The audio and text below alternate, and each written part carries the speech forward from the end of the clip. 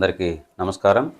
ఈ వీడియోలో ఆంధ్రప్రదేశ్ పాఠ్యపుస్తకాల్లోని నూతన 10వ తరగతి అంటే గత సంవత్సరం మారినటువంటి 10వ తరగతి పాఠ్యపుస్తకంలోని తెలుగు దానికి సంబంధించినటువంటి పాఠ్యపుస్తకంలోని అన్ని పాఠాలకు సంబంధించిన సంక్షిప్త వివరణ. అంటే పాఠం పేరు, ప్రక్రియ, ఇతివృత్తం, ఆ పాఠాన్ని రచించిన కవి, అలాగనే ఆ పాఠ్యాంశంలో ఉన్నటువంటి పాత్రలు కానీ, విశేషాంశాలు కానీ, ఇతర విషయాలు అన్ని పాఠాలకు సంబంధించి 12 పాఠాలు ఉన్నాయి. నూతన 10వ తరగతి పాఠ్యపుస్తకం. ఇప్పటి వరకు నేను 6 నుంచి 10 తరగతుల వరకు చేశాను. 10వ తరగతి గతంలోది, ఎందుకంటే గత టెట్లోను డిఎస్సిలోను అడుగుతానని చెప్పింది. ఇది నూతనమైనటువంటి కొత్త పాఠ్యపుస్తకం 10వ తరగతి. ఒకసారి పరిశీలిద్దాం. పాఠం పేరు, ప్రక్రియ, ఇతివృత్తం. ఇటువంటి పూర్తి పట్టిక ఎందుకంటే కాస్త మొత్తం మీద కనీస అవగాహన అవుతుందని. ఉదాహరణకి ప్రక్రియ ఉంది. గత టెట్లో కానీ డిఎస్సిలో కానీ అనేక సందర్భాల్లో అనేక ప్రశ్నలు అడగటం జరిగింది ప్రక్రియల గురించి. అంటే పాఠం పేరిచ్చి ఏ ప్రక్రియకి చెందింది, లేదా వాడు ప్రక్రియ పేరిచ్చి ఉదాహరణకి కథానిక అనే ప్రక్రియకి చెందిన ఈ క్రింది పాఠాన్ని గుర్తించండి అని 4 ఆప్షన్లు. గత టెట్లో డిఎస్సిలో అయితే కథానిక లేదా ఆత్మకథ ప్రక్రియకు చెందిన పాఠాలను గుర్తించండి అన్నాడు. అలాగనే ఉత్తమ పురుష కథనంలో ఉన్నటువంటి పాఠ్యాంశాలను గుర్తించండి అని 2 పాఠాలు ఇచ్చాడు. అట్లా ఉత్తమ పురుష కథనం అంటే తాను ఉత్తమ, ఎదుటి మధ్యమ, ఎక్కడో ప్రథమ. ఉత్తమ పురుష అంటే తన గురించి తాను చెప్పుకున్నట్లుగా నేను, మేము అనే అంటూ సాగేటువంటి రచన అన్నమాట. ఏదేమైనా ప్రక్రియలకు సంబంధించి ముఖ్యమైంది. అలాగనే ఇతివృత్తం పాఠం అడగడానికి అవకాశం ఉన్నటువంటిది. ఇతివృత్తం ఫలానా పాఠం బతుగంప పాఠ్యాంశం ఏ ఇతివృత్తం కలిగినటువంటిది అట్లా, లేదా జీవన నైపుణ్యాలకు సంబంధించిన ఇతివృత్తంగా కలిగిన పాఠం ఏది క్రింది వానిలో ఎలాగైనా అడగటానికి అవకాశం ఉంటుంది ప్రశ్నల విధానం. అందుకని అన్నింటిని ఒకసారి సంక్షిప్తంగా చెబితే పైపెచ్చు 6 నుంచి నేను 10 దాకా చెప్పాను. ఈ కొత్త 10వ తరగతి పాఠ్యపుస్తకం మాత్రమే మిగిలింది. దీని తర్వాత ఇంటర్మీడియట్ మొదటి సంవత్సరం, రెండో సంవత్సరం కూడా ఇదే విధానంలో చేయడానికి ప్రయత్నం చేస్తాను. దీనికి సంబంధించినటువంటి గత వీడియోలకు సంబంధించిన అన్ని వీడియోలకు సంబంధించిన ప్లేలిస్ట్ లింక్ని వీలైతే డిస్క్రిప్షన్లో కానీ మొదటి కామెంట్లో పిన్ కానీ చేస్తాను, గమనించండి. మొదటిది ప్రత్యక్ష దైవాలు. ప్రతి పాఠంలోని పాత్రలు వచ్చేటువంటి పేర్లను, కవి పరిచయాలను జాగ్రత్తగా గుర్తుపెట్టుకుందాం. ప్రత్యక్ష దైవాలు సహజంగా పేరులోనే ఉంది. ప్రత్యక్ష దైవాలు అనగానే ఇదేదో తల్లిదండ్రులకు సంబంధించిందే మనకు స్పష్టంగా అర్థమవుతుంది. ప్రత్యక్ష దైవాలు కంటికి కనిపించేటువంటి తల్లిదండ్రులే ప్రత్యక్ష దైవాలు, అది దాని యొక్క ఉద్దేశం. అందుకని ఇతివృత్తం చూడండి, తల్లిదండ్రుల సేవ అన్నాడు. ఇది ఏ ఇతివృత్తానికి చెందింది అంటే దాని యొక్క విషయం ఏమిటి, ఆ పాఠంలోని విషయం దేనికి సంబంధించింది, అది ఇతివృత్తం. అంటే ఇతివృత్తాన్ని ఇంగ్లీష్లో బ్యాక్గ్రౌండ్ అంటారు కదా. అంటే ఆ పాఠం ఏ బ్యాక్గ్రౌండ్కి చెందింది, తల్లిదండ్రుల సేవకు సంబంధించి. ఇది ఇతిహాసం అనే ప్రక్రియకు చెందినటువంటి పాఠం. ప్రక్రియల్లో నేను 17 రకాల ప్రక్రియలను వివరించాను. అందులో ఒక పద్యం అనే ప్రక్రియను మాత్రం మర్చిపోయాను. మిగిలిన 16 ప్రక్రియలను వివరించాను. అందులో వస్తుంది ఇతిహాసం. ఇది ఇలా జరిగినది అని చెప్పేది ఇతిహాసం. గుర్తుపెట్టుకోండి, ఇది ఇలా జరిగినది. తొల్లిటి కథలను ఇతిహాసాలు అంటారు. ఇది ఎలా జరిగినది అని అర్థం. ఇతిహాసం అంటే తొల్లిటి కథలను ఇతిహాసాలు అంటారు. ఇవి గ్రంథస్థం కాక మునుపు ఆసు రూపంలో ఉండేవి. అంటే గ్రంథంగా రాయబడక మునుపు ఆసురూపంగా జనం నోళ్ళల్లో నానుతూ ఉండేటువంటివి ఇతిహాసాలు. మన తెలుగులో ఇతిహాసాలని వేటిని అంటారంటే రామాయణం, భారతం, ఈ రెండింటిని ఇతిహాసాలు అంటారు. గుర్తుపెట్టుకోండి, రామాయణం, మహాభారతం ఈ రెండింటిని ఇతిహాసాలు అంటారు. ఇవి తొల్లిటి కథలు. అలాగనే గ్రంథస్థం కాకముందు ఇవి ఆసు రూపంలో ఉండేవి. ఇది ఎలా జరిగింది అని అర్థం. అది జాగ్రత్తగా గమనించండి. కాబట్టి ఇది ఇతిహాస ప్రక్రియకు చెందింది. ప్రత్యక్ష దైవాలు అనేటువంటి ఈ పాఠ్య భాగాన్ని రచించిన కవి ఎర్రన 14వ శతాబ్దానికి చెందినవాడు. జాగ్రత్తగా గుర్తుపెట్టుకోండి, ఎర్రన 14వ శతాబ్దానికి చెందినవాడు. కవిత్రయం అని 3 ఉన్నారు. మహాభారతాన్ని సంస్కృతంలో వ్యాసుడి చేత రాయబడిన మహాభారతాన్ని, ఆ భారతాన్ని తెలుగులోకి ఆంధ్రీకరించిన వారు కవిత్రయం అంటారు. నన్నయ్య, తిక్కన, ఎర్రన. 3వ కవి ఎర్రన 14వ శతాబ్దానికి చెందినవాడు. అద్దంకిని రాజధానిగా చేసుకొని ప్రోలయ వేమారెడ్డి అని ఒక రాజు ఉన్నాడు. ప్రోలయ వేమారెడ్డి. ఆ వేమారెడ్డి ఆస్థానానికి చెందిన కవే ఎర్రన. కవిత్రయంలో 3వ వాడు, 14వ శతాబ్దానికి. నన్నయ్య ఏమో 11, తిక్కన 13, మధ్యలో 12 శివకవి యుగం అని ఉంది. సరే, అది తెలుగు పండితులకు అది తెలుసు. నన్నయ్య 11, తిక్కన 13, ఎర్రన 14. కాబట్టి ఎర్రన శతాబ్దాన్ని గుర్తుంచుకోండి. ప్రోలయ వేమారెడ్డి ఆస్థాన కవి. రామాయణం ఎర్రన రాసిన రచనలు: రామాయణం, హరివంశం, అరణ్య పర్వశేషం. అరణ్య పర్వశేషం అంటే భారతంలోని 3వ పర్వాన్ని పర్వాలు అంటారు. భారతంలోని భాగాలు పర్వాలు అంటారు. అష్టాదశ పర్వాలు అనమాట, 18 పర్వాలు. 3వ పర్వం అరణ్య పర్వం అంటారు దాన్ని. ఈ అరణ్య పర్వంలో సగభాగాన్ని అంటే శేషం అంటే మిగిలింది, ఆ మిగిలిన అర అంటే 3వ దాంట్లో సగభాగం అన్నమాట. ఆది పర్వం, సభాపర్వం, అరణ్య పర్వంలో కొంత భాగం రాశారు, అనువదించారు నన్నయ్య. ఆ మిగిలిన 3వ పర్వంలో మిగిలిన కొంత భాగాన్ని మాత్రమే ఎర్రన అనువదించాడు. ఇటు నన్నయ్య శైలి, ఆ తర్వాత తిక్కన శైలి. ఈ తిక్కన నన్నయ్య, ఎందుకంటే తిక్కన 4వ పర్వం నుంచి మొదలుపెట్టాడు. 1, 2, 3.5 పర్వంలో ఒక అరేమో ఇంతవరకు నన్నయ్య అనువదిస్తే ఇంకొక అర వదిలిపెట్టి తిక్కన 4 నుంచి ప్రారంభించాడు 18 దాకా. మొత్తం 15 పర్వాలు. 4 నుంచి 18వ పర్వం దాకా అంటే 15 పర్వాలు తిక్కన అనువదిస్తే, నన్నయ్య 2.5 పర్వాలు అనువదిస్తే, ఈ మధ్యలో ఇరువురికి మధ్యలో ఉన్నటువంటి దీన్ని కవిత్రయంలో 3వ వ్యక్తి అయిన తిక్కన అనువదించాడు. అందుకని అరణ్య పర్వశేషం అంటారు. రామాయణం, హరివంశం, అరణ్య పర్వశేషం ఇవి ముఖ్యమైనవి. వీటితో పాటు నృసింహ పురాణం అని ఒక పురాణం ఉంది. నృసింహ పురాణం, ఆ నృసింహ పురాణాన్ని కూడా ఎర్రనే రచించడం జరిగింది. శంభుదాసుడు, ప్రబంధ పరమేశ్వరుడు బిరుదులు గుర్తుపెట్టుకోండి. శంభుదాసుడు, శంభు అంటే శివుడు, శివుడికి దాసుడు ఎర్రన. శంభుదాసుడు, ప్రబంధ పరమేశ్వరుడు, ప్రబంధాలు రాయడంలో ప్రబంధాలకు సంబంధించి రాసేవారికి మార్గదర్శి అన్నమాట. ప్రబంధ పరమేశ్వరుడు అనేటువంటిది ఎర్రన యొక్క బిరుదులు. ఈయన యొక్క రచనా శైలి సూక్తి వైచిత్రి. గుర్తుపెట్టుకోండి, చాలా ముఖ్యమైనదిగా భావించండి. సూక్తి వైచిత్రి ఎర్రన రచనా శైలి. తప్పనిసరిగా అడగటానికి అవకాశం ఉంటుంది ఈ పాయింట్. సూక్తి వైచిత్రి ఈ క్రింది వానిలో ఎవరి రచనా శైలి, ఎవరి రచనా లక్షణం, కవితా లక్షణం అని అడిగాడు అనుకోండి. నన్నయ్య, తిక్కన, ఎర్రన, శ్రీనాథుడు అంటే ఇంకంతే, మనం అంటే కన్ఫ్యూజ్ అవ్వడానికి అవకాశం ఉంటుంది. సూక్తి వైచిత్రి ఎర్రన యొక్క రచన విధానం, అది ఒకటి గమనించండి. ఇక పాఠ్యాంశంలోకి వచ్చేసరికి కౌశికుడు, ధర్మవ్యాధుడు వీళ్ళిద్దరే 2 పాత్రలే కనిపిస్తాయండి. ఒకళ్ళు కౌశికుడు, 2 ధర్మవ్యాధుడు. కౌశికుడు మీకు సంక్షిప్తంగా కథ చెప్తాను చూడండి. ప్రత్యక్ష దైవాలు పాఠ్యాంశ కథను నేను సంక్షిప్తంగా చెబుతాను చూడండి. ఇద్దరు వ్యక్తులు, కౌశికుడు, ధర్మవ్యాధుడు. ఈ క్రింది వానిలో కౌశికుడు, ధర్మవ్యాధుడు పాత్రలుగా కలిగినటువంటి పాఠ్యాంశం ఏది అంటాడు, లేదా ధర్మవ్యాధుడు పాఠ్యాంశంగా కలిగినటువంటి పాత్ర ఏదని ప్రత్యక్ష దైవాలు 9వ తరగతిలోని ధర్మబోధ ఎలాగిచ్చాడు అనుకోండి, ధర్మదీక్ష ఎట్లాగిచ్చాడు అనుకోండి, 6వ తరగతిలో ఉన్న ధర్మదీక్ష. మనం ధర్మానంగానే ధర్మవ్యాధుడు అనగానే ధర్మదీక్షో ధర్మబోధ అనుకుంటాం, ప్రత్యక్ష దైవాలు. అందుకని జాగ్రత్త. కౌశికుడు, ధర్మవ్యాధుడు 2 పేర్లు గుర్తుపెట్టుకోండి. కౌశికుడు, ధర్మవ్యాధుడు. కౌశికుడేమో అజ్ఞాని, ధర్మవ్యాధుడు జ్ఞాని. మీకు అర్థం అవటం కోసం, కౌశికుడు ఒక ముని దగ్గర కొంత విద్య నేర్చుకొని తపస్సు చేసి ఒక ఆశ్రమంలో విద్య నేర్చుకుంటాడు. మీకు అర్థమయ్యే బాణీలో ఆశ్రమంలో విద్య నేర్చుకుంటాడు. విద్య అంతా అయిపోయిన తర్వాత ఇక ఆ గురువు గారు, అయిపోయిందయ్యా నువ్వు చదవాల్సిన విద్య అంతా, నువ్వు ఇక తల్లిదండ్రుల దగ్గరికి వెళ్ళి సేవ చేసుకో, కుటుంబ ధర్మాన్ని ఆచరించు, గృహస్థ ధర్మాన్ని అంటాడు. ఆయన ఇంకా వేద విద్యను అభ్యసించాలి నేను అని చెప్పేసి ఒక చెట్టు కింద తపస్సు చేస్తూ ఉంటాడు. ఇంకా వేదాలను ఇంకా అధ్యయనం చేసి ఇంకా గొప్ప జ్ఞానిని కావాలని చెట్టు దగ్గర తపస్సు చేసుకుంటుంటాడు. ఇంతలోకే పైన నుంచి ఒక కొంగ, ఒక పక్షి తపస్సు చేసుకుంటున్న కౌశికుడి మీద రెట్ట వేస్తుంది.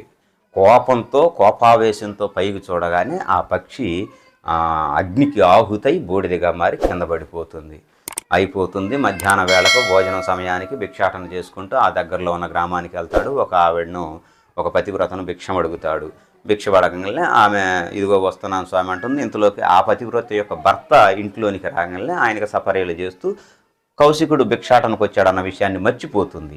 అలా మర్చిపోయిన సందర్భంలో వెంటనే కొంత సమయం అయిన తర్వాత ఆ ఆవేశంతో, ఆగ్రహంతో భిక్ష వేయటానికి వచ్చిన ఆవిడ మీద మాట్లాడతాడు. అప్పుడు ఆ పతివ్రత అంటుంది, నువ్వు మీకు అర్థం అవ్వాలంటే నువ్వు బెదిరిస్తే బెదిరిపోవడానికి నేనేమనుకుంటున్నావు, ఆ పక్షిని అనుకుంటున్నావా అని ఉంటుంది. వెంటనే ఆశ్చర్యపోతాడు కౌశికుడు. ఎక్కడో నేను తపస్సు చేసుకునేటువంటి సందర్భంలో జరిగిన సన్నివేశం ఈ పతివ్రతకి ఎట్ట తెలిసింది? అమ్మ మీరెవరు, అసలు ఏంటి అని అంటే, అప్పుడు నేనుగా చెప్పేది, ఫలానా మిథిలా నగరానికి దగ్గరలో ఉన్నటువంటి ధర్మవ్యాధుడు అనేటువంటి ఒక ఆయన ఉన్నాడు, ఆయన దగ్గరికి వెళ్ళు, ఇంకా మిగిలిన ధర్మ సూక్ష్మాలు నీకు బోధిస్తాడంటాడు. అప్పుడు ధర్మవ్యాధుడి దగ్గరికి వెళ్తాడు. ధర్మవ్యాధుడు సంక్షిప్తంగా ఏం చెబుతాడంటే, నీ చదువులు కాదురా అబ్బాయి, తల్లిదండ్రులను ముందు గౌరవించు, తల్లిదండ్రులకు సేవ చేయి, వృద్ధులైనటువంటి వారు నీ కోసం వగచి నిర్భిన్న హృదయులైరి వికత చక్షులు గనవే అంటాడు. అంటే నీ కోసం ఏడ్చి వాళ్ళు అందులైపోయారు, అలాంటి వారిని చూడవా, వారికి సేవ చేయటం కంటే మించిన ధర్మం ఏముంది, వారే కదా ప్రత్యక్ష దైవాలు అని తనకు హితబోధ చేస్తాడు. హితబోధ చేయటానికంటే ముందు ధర్మవ్యాధుడు ఒక మాంస విక్రయశాల దగ్గర ఉంటాడు. ఈయనకు సందేహం వస్తుంది, పతివ్రత చెప్పింది, ఈయనేమో మాంసం కొట్టులో ఉన్నాడు, నాకంటే గొప్పవాడి దగ్గరకు వెళ్ళమనాలి కానీ ఇదేమిటి అనుకుంటాడు. అప్పుడు ఆయన ధర్మవ్యాధుడి కౌశికుని ఇంటికి తీసుకెళ్ళి తల్లిదండ్రులకు నమస్కరించి వాళ్ళకి చేసే రోజు ధర్మవ్యాధుడు చేసే పనులు చెప్పి అప్పుడు హితబోధ చేస్తాడు, ప్రత్యక్ష దైవాలు తల్లిదండ్రులు అని. అది సంక్షిప్తమైంది. ఇక్కడ ఇంకొక అత్యంత ముఖ్యమైనది, టెట్లో కానీ డిఎస్సిలో కానీ రావటానికి అత్యంత అవకాశం ఉన్నది ఇది. ఇంతకీ ఈ కౌశికుడు ధర్మవ్యాధుడు అనేటువంటి వీళ్ళ సంభాషణకు సంబంధించిన వీళ్ళ ఇతివృత్తం, ఈ కథను ఎవరికి చెప్పాడు అంటాడు, ధర్మరాజుతో మార్కండేయ మహర్షి చెప్పినటువంటి సందర్భం. ధర్మరాజుతో మార్కండేయ, ధర్మరాజుతో ఎందుకు చెప్పాడు? ధర్మరాజు అప్పుడు అది అరణ్యవాసం చేస్తూ ఉన్న సందర్భంలో, అరణ్యమే కదా ఇది, అరణ్య పర్వశేషంలోనిది, అది 5వ శ్వాసంలో, అరణ్య పర్వశేషం 5వ శ్వాసంలో నుంచి ఇచ్చిన పాఠం ఇది. ఎర్రన్ రాసినటువంటి అరణ్య పర్వశేషంలో అరణ్యవాసం చేస్తున్నటువంటి ధర్మరాజుతో, పాండవులు అరణ్యవాసం చేశారు కదా, ఆ ధర్మరాజుతో మార్కండేయ మహర్షి, గుర్తుపెట్టుకోండి, ధర్మరాజుతో మీరు ఏదైనా కోడ్ పెట్టుకోండి, వీళ్ళిద్దరి పేర్లు వాళ్ళిద్దరి పేర్లు, వీళ్ళిద్దరి కథని ధర్మరాజుతో మార్కండేయ మహర్షి చెప్పాడు, దాన్ని పాఠంగా ఇచ్చాడు. ఇది ఇందాక చెప్పుకున్నాం కదా, అద్దంకిని రాజధానిగా చేసుకొని పరిపాలిస్తున్న ప్రోలయ వేమారెడ్డి ఆస్థాన కవి ఎర్రన సూక్తి వైచిత్రి ఈయన యొక్క రచన శైలి. సరే, సంక్షిప్తంగా చెబుతాను. మరి ఈ విధంగా వివరం చెప్పుకుంటా పోతే అది ఎంతో లెంతీ అవుతుంది. బతుకు గంప, జాగ్రత్త, బతుకు గంప ఇది కథానిక, చాలా ముఖ్యమైనటువంటి వాటిలో ఇదొకటి. గతంలో అనేక సందర్భాల్లో ఒకటే ప్రశ్న అడిగాడు. ఏమిటంటే ఆ ప్రశ్న, క్లుప్తత దీని యొక్క ప్రధాన లక్షణం ఏది అన్నాడు. క్లుప్తత ప్రధాన లక్షణంగా కలిగినటువంటి ప్రక్రియ ఏమిటి? వ్యాసం, కథానిక, నాటకం, లేఖ, ఇట్లా 4 ఆప్షన్లు ఇచ్చాడు. కథానిక, క్లుప్తత అనేటువంటిది ప్రధానమైనటువంటి లక్షణంగా కలిగింది. కథానిక అంటే ఏదైనా ఒక వ్యక్తుల మధ్య జరిగినటువంటి సంఘటనలను లేదా సంభాషణలను కళాత్మకంగా చిత్రీకరిస్తూ చెప్పేటువంటిది కథానిక. కథనం ఉంటుంది, జీవిత వాస్తవిక చిత్రం ఉంటుంది, ఇందులో పాత్రలు ఉంటాయి, నేపథ్యం ఉంటుంది. ఈ కథానికలు ఇవన్నీ కూడా ముఖ్యమైనవిగా ఉండేటువంటిది కథానిక. కుటుంబ విలువలకు సంబంధించినటువంటి పాఠం ఇది. బతుకు గంప పేరులోనే ఉంది, బతుకు గంప. మనం సహజంగా ఉపయోగిస్తూ ఉంటాం, బతుకు బండిని లాగుతున్నాడని, లేకపోతే అట్లా. బతుకు గంప అంటే బ్రతుకు అనిడి గంప అన్నమాట, రూపక సమాసం. కుటుంబ విలువలకు సంబంధించింది. మూలింటి చంద్రకళ, గుర్తుపెట్టుకోండి, మూలింటి చంద్రకళ. బతుకు గంపన మొయ్యాలంటే మూలగాలి. బతుకు గంప మూలింటి, బతుకు గంపన మొయ్యాలంటే మూలగాలన్నమాట. బతుకు గంప మూలింటి చంద్రకళ. చాలా అద్భుతంగా ఉంటుంది పాఠం. ఒకే ఒక్క పాత్ర వస్తుంది, ఎల్లమ్మ. చాలా ముఖ్యమైన పాత్ర ఎల్లమ్మ. ఎల్లమ్మ అనే పోలమ్మ అని ఒక పాత్ర వస్తుంది, 7వ తరగతిలో చెప్పాను నేను, యథా పాఠ్యాంశంలో. ఎన్నిసార్లు అడిగి ఉంటాడు దాన్ని. పోలమ్మ యథా పాఠ్యాంశం, ఎల్లమ్మ బతుకు గంప అనేటువంటి పాఠ్యాంశం, ఎల్లమ్మ గుర్తుంచుకోండి. సన్నివేశం కూడా చెబుతాను మీకు అర్థం అవటం కోసం. ఎల్లమ్మ వివాహం చేసుకుంది, పిల్లలు పుట్టారు. చిన్న వయసులో వివాహం చేస్తారు, పిల్లలు పుట్టారు. భర్త తాగుబోతు, లారీ డ్రైవరు. రోజు సంకలో ఒక పిల్లాడిని వేసుకొని, ఒక పిల్లాడిని పట్టుకొని నెత్తి మీద గంపలో పండ్లు అమ్ముకుంటూ తిరుగుతూ ఉంటుంది. అందరూ పలకరిస్తుంటారు, కొంటుంటారు. ఒకరోజు ఉన్నట్టుగా ఉండి మన రచయిత్రికి పరిచయం అవుతుంది. ఒకరోజు ఉన్నట్టుండి అక్కడి నుంచి రాదు. కొన్నాళ్ళ తర్వాత ఎప్పుడో వస్తుంది. ఏంది ఎల్లమ్మ, ఏంటంటే ఆమె ఏడ్చుకుంటా, ఏముందమ్మా అమ్మగారు, మా ఆయనకి యాక్సిడెంట్ అయింది హైదరాబాద్ దగ్గర, టిప్పర్ లారీ వచ్చి గుద్దిందట. అందులో ఉంటుందండి టిప్పర్ లారీ ఇవన్నీ. వచ్చి ఎట్లా యాక్సిడెంట్ అయ్యింది, హాస్పిటల్లో ఉన్నాడు, అది ఇది అని చెప్పుకొచ్చాడు. అప్పుడు రచయిత్రి ఈమె యొక్క విధానాన్ని అంతా విని చెలించిపోతుంది. రోజు నాతో పాటు చక్కగా నాకు ఇట్లా ఈ బజారు వాళ్ళందరూ కాయలు అమ్ముతూ ఉండే ఏమో వెనకాల ఇంత దీనగాథ ఉందా అని. మరి వదిలేయకూడదని అందరూ వాడు తాగుపోతూ ఎందుకు వదిలేయకూడదా అన్నారు. కానీ సరే మగ దిక్కన్నా ఉంటుంది కదా అని ఉంచాను. పిల్లలకు వీడే నీ తండ్రి అని చెప్పడానికన్నా ఉండాలి కానీ ఉంచాను. నా పిల్లలతో పాటుగా వాడొక పిల్లాడు అని భావించడం కోసం మేము పోషిస్తున్నానమ్మా అంటూ ఒక భారతీయ సగటు స్త్రీ మన ఇళ్లలో ఉండేటువంటి మరి ముఖ్యంగా గ్రామాల్లో కుటుంబాన్నంతా ఈడ్చుకొని వస్తుంటారు. వ్యవసాయ పనులు చేసి కానీ, కూలీనాలు చేసి కానీ, భర్త విచ్చలవిడిగా తిరుగుతున్నా, తాగుబోతైనా పట్టించుకోకపోయినా అలాంటి స్త్రీకి నిలువెత్తు నిదర్శనం ఎల్లమ్మ. చాలా బాగుంటుంది. కథానిక 2.5 పేజీలు ఉంటుంది, అద్భుతంగా ఉంటుంది. సరే, ఈవిడ మన రచయిత్రి చంద్రకళ, మూలింటి చంద్రకళ యొక్క భర్త రామకృష్ణ. ఈయన ప్రోత్సహించాడు ఈవిడ్ని. అనేక కథలను, అనేక కథానికలను రచించారు. సరే, ఈమె రాసినటువంటి రచనలు చూడండి. ఒక రైతు కథ, బతుకు గంప, ఒక ప్రయాణం. మీకు ఆ 3 అంటే పాఠ్యపుస్తకంలో వరుస మార్చిచ్చాడు. మీకు ఎందుకు ఇచ్చానంటే ఒక ఆర్డర్ కోసం, అటు గుర్తుగా చెప్పడం కోసం. ఒక రైతు బతుకు గంపను వేసుకొని ప్రయాణం చేస్తున్నాడు. ఒక రైతు బతుకు గంపనెత్తుకొని ప్రయాణం చేస్తాడు. ఒక రైతు కథ, బతుకు గంప, ఒక ప్రయాణం, అవి రచనలు. ఇక అత్యంత ముఖ్యమైనవి ఈ పాయింట్. ఖచ్చితంగా టెట్లో కానీ, డిఎస్సిలో కానీ కవి పరిచయంలో అడగాలనుకుంటే ఎల్లమ్మ ఏ పాఠ్యాంశం అని అడగొచ్చు, బతుకు గంప ప్రక్రియ అడగొచ్చు. ఇది అడగటానికి అవకాశం ఉంది. ఏమిటంటే భానుమతి రామకృష్ణ గారి యొక్క అత్తగారి కథలు. చాలా ముఖ్యమైనది, గుర్తుపెట్టుకోండి. భానుమతి, అత్తగారి పేరేం పేరు? భానుమతి రామకృష్ణ గారి యొక్క అత్తగారి కథలు అనేటువంటి వాటిని మునిమాణిక్యం నరసింహారావు గారి యొక్క కాంతం కథలు. గతంలో ఎన్నిసార్లు అడిగి ఉంటాడో దీన్ని. మునిమాణిక్యం నరసింహారావు గారివి కాంతం కథలు.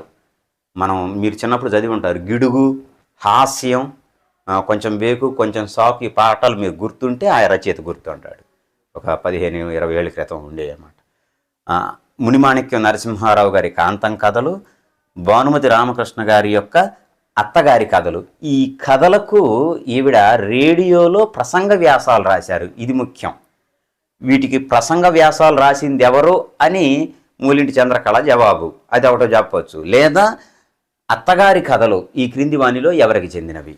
మునిమాణిక్యం నరసింహారావు, భానుమతి రామకృష్ణ, ఇంకో వెంకటేశ్వర్లు, అట్లా ఎవరో ఒక 4 రచయితల పేర్లు ఇవ్వచ్చు. కాంతం కథలు ఈ క్రింది వాణిలో ఎవరు? మునిమాణిక్యం నరసింహారావు. ఇవి పాఠ్యాంశానికి సంబంధించిన వివరణ. ఇది 2వ పాఠం. ఇక 3వ పాఠాన్ని పరిశీలిద్దాం. శతకమాధుర్యం. 3వ పాఠం శతకమాధుర్యం. ప్రక్రియ శతకం. గుర్తుపెట్టుకోండి, శతకం అనగానే మనకి ప్రక్రియ తెలుసుగా. పంచలక్షణాలు కలిగిందనమాట, 5 లక్షణాలను కలిగింది శతక ప్రక్రియ. అంటే 100 పద్యాలు ఉంటే శతకం అంటారు. మగుటం ప్రధానంగా కలిగింది, సంఖ్యా నియమం ఉంటుంది. ముక్తకం, ఇది జాగ్రత్తగా గమనించండి, చాలా సందర్భాల్లో అడిగాడు. ముక్తకం అంటారు. ముక్తకం అంటే ఏ పద్యానికి ఆ పద్యమే స్వతంత్ర భావం కలిగింది. అంటే శతకంలో 100 పద్యాలు ఉంటే 100 పద్యాలు ఒక్కొక్క పద్యం ఒక్కొక్క దానికి చెందింది ఉంటుంది. అదే ప్రత్యక్ష దైవాల్లో ఉన్నటువంటి 10 పద్యాలు వరుసగా ఒకదానికి సంబంధించినవే వెళుతూ ఉంటుంది, ఒకదానికి సంబంధించినటువంటి సమాచారమే ఉంటుంది, తల్లిదండ్రులను గౌరవించాలనేది. కానీ శతక పద్యాలు అట్లా కాదు. 1వ పద్యం చెట్టు గురించి, 2వ పద్యం గురువు గురించి, 3వ పద్యం విద్య గురించి, అట్లా ఏ పద్యానికి ఆ పద్యమే స్వతంత్ర భావం కలిగి ఉంటే దాన్ని ముక్తకం అంటారు. చాలా చాలా ముఖ్యమైనది, గమనించండి. నైతిక విలువలు మనకి ఎక్కడ శతకాలకు సంబంధించి శతక మాధుర్యం అన్నా, సుభాషితాలన్నా, పద్య రత్నాలన్నా, శతక సౌరభం అన్న 8వ తరగతిలో అన్నిటికీ ఇతివృత్తం నైతిక విలువలే, అది మారదు. ఏ తరగతిలో ఉన్న 6వ తరగతిలో సుభాషితాలు అనుకోండి, ఇతివృత్తం నైతిక విలువలు. 7వ తరగతిలో నైతిక విలువలే. 8వ తరగతిలో శతక సౌరభం నైతిక విలువలే. 10వ తరగతిలో శతక మాధుర్యం నైతిక విలువలే. పాత 10వ తరగతిలో శతక మాధుర్యం నైతిక విలువలే. సరే, వివిధ శతక కవులు ఇప్పుడు ఇచ్చినటువంటి 10 మంది శతక కవుల గురించి మనకి ఇవ్వటం జరిగింది. ఈ యొక్క శతక మాధుర్యం అనే దాంట్లో వారిలో మారద వెంకయ్య, దూర్జటి, పోతులూరి వీరబ్రహ్మేంద్ర స్వామి అనేటువంటి ఆయన, అలాగనే వేమన పద్యాలు ఇచ్చాడు, ఏనుగు లక్ష్మణ కవి 2 పద్యాలు ఇచ్చాడు, శ్రీమతి దార్ల సుందరమణి గారు, ఇలాంటివి అనమాట. వారిలో నేను అవకాశం ఉంటే తర్వాత ఏదన్నా కేవలం ఒక పాఠంలో, అంటే ప్రతి తరగతిలో ఇలాంటివి ఇచ్చాడు కాబట్టి శతక మాధుర్యం, శతక సౌరభం ఇలాంటి పేర్లతో అందులో ఉన్నటువంటి 9 మంది, 10 మంది లేదా 8 మంది ఆ కవులు ఉంటారు. వాళ్ళ వరకు ఒక్కొక్క వీడియో చేయడానికి ప్రయత్నం చేస్తాను. ఎందుకంటే అన్ని పాఠాల్లో కలిపి 10 మంది కవులు ఉంటే ఆ ఒక పాఠంలో 10 మంది ఉంటారు, మళ్ళీ అందులో ఉన్న విశేషాలు ఉంటాయి. ఒకసారి సంక్షిప్తంగా చెప్తానికి ప్రయత్నం చేస్తాను. మొదటి కవి వచ్చేసరికి మారద వెంకయ్య. మారద వెంకయ్య అనగానే మనకు వెంటనే గుర్తుకు రావాల్సింది ఏంటంటే భాస్కర శతకం. మారద వెంకయ్య రచించిన శతకం భాస్కర శతకం. భాస్కర శతకం అనగానే మనకు ఇంకొక పాయింట్ గుర్తు రావాలి. అనేక సందర్భాల్లో అడిగాడు. తెలుగులో తొలి దృష్టాంత శతకం భాస్కర శతకం. తెలుగులో తొలి దృష్టాంత శతకం భాస్కర శతకం. తెలుసు కదా. చదువుది ఎంత కలిగిన రసజ్ఞత ఇంచుక చాలకున్న ఆ చదువు నిరర్ధకంబు గుణ సంయుతులు ఎవ్వరు మెచ్చరెచ్చటను పదునొక మంచి కూర నలపాకము చేసిన నైనా అందు ఇంపొదవెడు ఉప్పు లేక రుచి పుట్టగా నేర్చున్నట్టయ్యే భాస్కర. 2 పాదాల్లో ఒక దాంట్లోనేమో ఒక నీతి చెబుతాడు, ఇంకో దాంట్లో ఇంకొక ఉదాహరణతో పోలుస్తాడు. చెప్పిన నీతిని ఉదాహరణతో, ఉదాహరణ పూర్వకమైన నీతి బోధ కలిగినటువంటి శతకం ఏది అంటాడు. జాగ్రత్త గుర్తుపెట్టుకోండి, ఉదాహరణ అనే పదం గుర్తుపెట్టుకోండి. ఉదాహరణ పూర్వకమైన నీతి బోధతో కూడి ఉన్నటువంటి శతకం ఏది. అన్ని ఉదాహరణలు అంతే. చదువు యొక్క సారం తెలియకపోతే ఉపయోగం లేదు. ఉదాహరణకి ఉప్పు లేని కూర, అట్లా. పెరుగును మంచివాడిని చెడ్డవాళ్ళు ఎంత బాధించినా మంచివాడు మౌనంగానే ఉంటాడు, అంటే వాళ్ళను దూషించడు. ఎలాగా? ఉదాహరణ ఏంది? పెరుగును కవ్వంతో ఎంత చిలికినా వెన్ననిస్తుందే కానీ కోప్పడదు, అట్లా అనమాట. మారద వెంకయ్య గుర్తుంచుకోండి. తర్వాత దూర్జటి. 16వ శతాబ్దానికి చెందిన కవి. శ్రీకృష్ణదేవరాయల యొక్క అష్టదిగ్గజ కవులలో ఒక కవి దూర్జటి. 2 రచనలు చేశాడు. అందులో ఒకటి శ్రీకాళహస్తీశ్వర శతకం, ఇంకోటి శ్రీకాళహస్తి మహాత్మ్యం. 2 శ్రీకాళతోనే ప్రారంభమవుతాయి. శ్రీకాళహస్తి. శ్రీ అంటే సాలెపురుగు, కాళ అంటే నాగుబాము. గతంలో అడిగాడు, అందుకు చెబుతున్నాను. శ్రీ అంటే సాలెపురుగు, కాళ అంటే నాగుబాము, హస్తి అంటే ఏనుగు. హస్తి ఏనుగు, హస్తం కాదు. ఈ 3 చేత ఆరాధించబడుతున్న ఓ ఈశ్వర, శ్రీకాళహస్తీశ్వర. కాబట్టి శ్రీకాళహస్తీశ్వర శతకం, శ్రీకాళహస్తి మహాత్మ్యం, అంతవరకు గుర్తుంచుకోండి ఆ 2 రచనలు. అలాగనే పోతులూరి వీరబ్రహ్మేంద్ర స్వామి అంటాం కదా, 17వ శతాబ్దానికి చెందినవి. కాలజ్ఞానం అనగానే మనకు గుర్తొచ్చేటువంటి పేరు పోతులూరి వీరబ్రహ్మం. కాళికాంబ సప్తసతి అని ఒక రచన చేశాడు. నేను గతంలో చాలా వాటిలో వచ్చింది, మనకు 6లో కూడా ఉంది అది. కాళికాంబ సప్తసతి. కాళికాంబ 7 సతి 100, 700 పద్యాలతో కూడిన రచన కాళికాంబ సప్తసతి. అలాగనే సిద్ధగురు బోధ చేశాడు. వీరకాళికాంబ అనేటువంటి శతకం కూడా రాశాడు. కాళికాంబ సప్తసతి అనే దాంట్లో కాళికాంబ, హంస కాళికాంబ, అది మొగటం అన్నమాట, పాద మొగటం. ఇందాక చెప్పడం మర్చిపోయాను. శతకాలకు సంబంధించి మగుటాలు రకాలు తెలియాలి. అంటే పదమొగటం, శ్రీకాళహస్తీశ్వర ఒక పదమే, అలాగనే భాస్కర ఒక పదమే, ఇలాంటివి అన్నమాట. అర్ధపాదమొగటం, కుమార ఒక పదమే, కుమారి ఒక పదమొగటం, అర్ధపాదమొగటం సగం వరకు మొగటం ఉంటే ఏమిటవి, దాశరథి కరుణాపయోనిధి సగపాదం ఉంటుంది. అలాంటి వాటిని అర్ధపాదం మొగటం అంటారు. పాదం మొగటం అంటే 4వ పాదం అంతా మొగటంగానే ఉంటుంది. విశ్వదాభిరామ వినురవేమ, లలిత సుగుణజాల తెలుగు బాల, ఇలాంటివి అనమాట. అవి మాచిరాజు మాట మణుల మూట, మణుల మూట శతకం నుంచి అనమాట. గతంలో చెప్పాను అవి.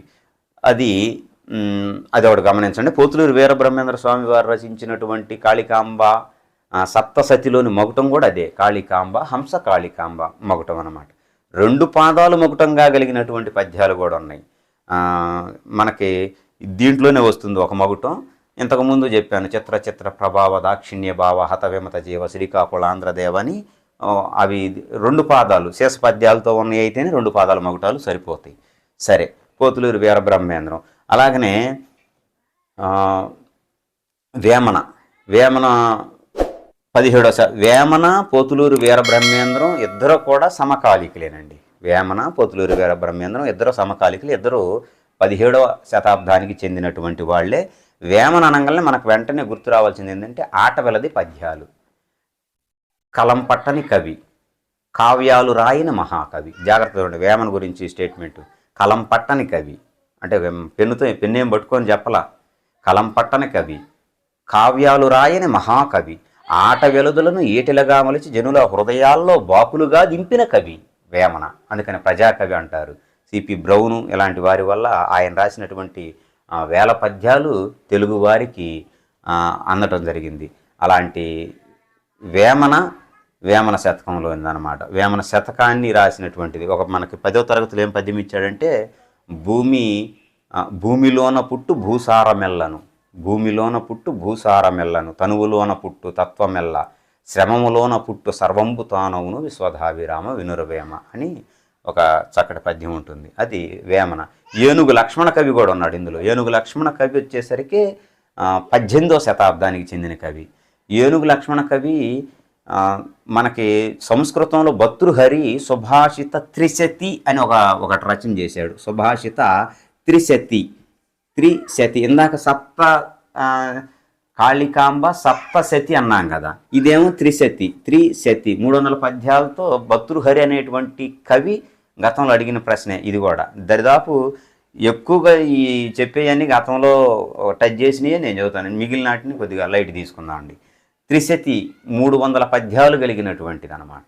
ఆ త్రిశతిని తెలుగులోకి 3 అనువదిస్తే ఆ 3లో ఏది భర్తృహరి సంస్కృతంలో రాసినటువంటి సుభాషిత త్రిశతి అనేటువంటి ఆ రచనను తెలుగులోకి అనువదించిన 3 కవులలో ఒక కవి ఏనుగు లక్ష్మణ కవి. ఏ పేరుతో అనువదించారు? సుభాషిత రత్నావళి. ఆవళి అంటే వరుస, రత్నాల వరుస. సుభాషితం మంచి భాషితం, మంచి మాట అని అర్థం. సుభాషిత రత్న ఆవళి, సుభాషిత రత్నావళి అనే పేరుతో అనువదించారు. వీటి ప్రత్యేకత ఏంటంటే మొగటం ఉండదు, అనువాదం కాదు, మొగటం లేకుండా సాగేటువంటి అదనమాట. అది ఏనుగు లక్ష్మణ కవి. ఏనుగు లక్ష్మణ కవికి సంబంధించి ప్రాముఖ్యమైనటువంటి రచనలు కొన్ని ఉన్నాయి. రామేశ్వర మహాత్మ్యం, గంగా మహాత్మ్యం, 2 గుర్తుపెట్టుకోండి, మహాత్మ్యాలే. రామేశ్వర మహాత్మ్యం, గంగా మహాత్మ్యం, రామ విలాసం, విశ్వామిత్ర చరిత్ర, ఈ 4 గుర్తుపెట్టుకోండి. గంగారాం మిత్రుడు ఏనుగు, అట్లా గుర్తుపెట్టుకోవచ్చు. మనం ఏడని రాయటానికి కూడా లేదు, నేను తర్వాత ఈసారి ఎప్పుడైనా ప్రయత్నం చేస్తాను. అలాగనే శ్రీమతి దార్ల సుందరీమణి గారు, త్రిపురనేని రామస్వామి చౌదరి గారు కుప్పుస్వామి శతకం హేతువాది. 7వ తరగతిలో మర్రిచెట్టు అనే పాఠ్యభాగం త్రిపురనేని గోపీచంద్ ఉన్నారు కదా, వారి తండ్రి త్రిపురనేని రామస్వామి చౌదరి గారు. అలాగనే షేక్ మహమ్మద్ హుస్సేన్, చాలా ముఖ్యమైనది నాకు తెలిసినంత వరకు, ఈ పాఠం నుంచి అడిగితే ఇది అడుగుతాడు అనుకుంటున్నా. షేక్ మహమ్మద్ హుస్సేన్ రాసిన శతకం ఏమిటంటే హరిహరనాథ శతకం. అది చాలా గమనించండి, హరిహరనాథ శతకం. దార్ల సుందరీమణి గారు భావలింగ శతకం అని ఒక శతకాన్ని రాశారు. దానిలో నుంచి ఇచ్చిన పద్యం ఇచ్చాడు. భావమెట్టులుండి పలుకు అట్టి దయ్యుండు, పలుకు ఎట్టిదైన పనులు అట్లు, పనులను అనుసరించి ఫలములు చేకూరు, పాప భయ విభంగ భావలింగ. ఇది కూడా పాదమొకటమే, పాప భయ విభంగ భావలింగ అనేటువంటి దాని నుంచి. దాంతోపాటు గాడేపల్లి సీతారామమూర్తి గారు వెంకటాద్రీశ్వర శతకం నుంచి ఇచ్చాడు. సుందరోత్పల రామాయణం కూడా వారు రాసిందే, గాడేపల్లి సీతారామమూర్తి గారు. చివరగా తాళపాక పెద్ద తిరుమలాచార్యుడు, తాళపాక పెద్ద తిరుమలాచార్యులని అన్నమాచార్యుల యొక్క రెండవ కుమారుడు అనమాట. మనకు ఆ ప్రస్తావన చేస్తూ పదకవితా పితామహుడు అన్నమాచార్యుల యొక్క రెండవ కుమారుడు అంటాడు. కాబట్టి పదకవితా పితామహుడు అనే బిరుదు ఎవరికి కలదంటే తాళపాక అన్నమయ్య. ఆయన కుమారుడు, రెండవ కుమారుడు రాసినటువంటి శతకం నుంచి వెంకటేశ శతకం, వెంకటేశ్వర వచనములు, సుదర్శన రగడ ఇలాంటివి ఉన్నాయి. వెంకటేశ శతకం నుంచి ద్విపాదమగుటంతో కూడినటువంటి ఒక పద్యం ఇచ్చాడు, శేష పద్యం ఇచ్చాడు అనమాట. అది చివరిది. సరే, ఇక దానికి సంబంధించిన వివరణ ఎక్కువగా నేను పొడిగించాలంటే అవకాశం ఉంటే చెప్పాను కదా, శతక మాధుర్యం ఇలాంటి శతకానికి సంబంధించిన ఆ పాఠాల్లో ఉన్న కవులు వరకు ప్రత్యేకంగా వీడియో చేసి ఏవి అడగదగినవో అప్పుడు మనం చెప్పుకుందాం అండి. ఉపన్యాస కళ 4వ పాఠం. పేరులోనే ఉంది, ఉపన్యాసం అనేది ఒక కళ. ఆ ఉపన్యాస కళ ఇది వ్యాస ప్రక్రియకి చెందింది. వ్యాస ప్రక్రియ అనగానే మనకు జాగ్రత్తగా ఒకటి గుర్తుండాలి.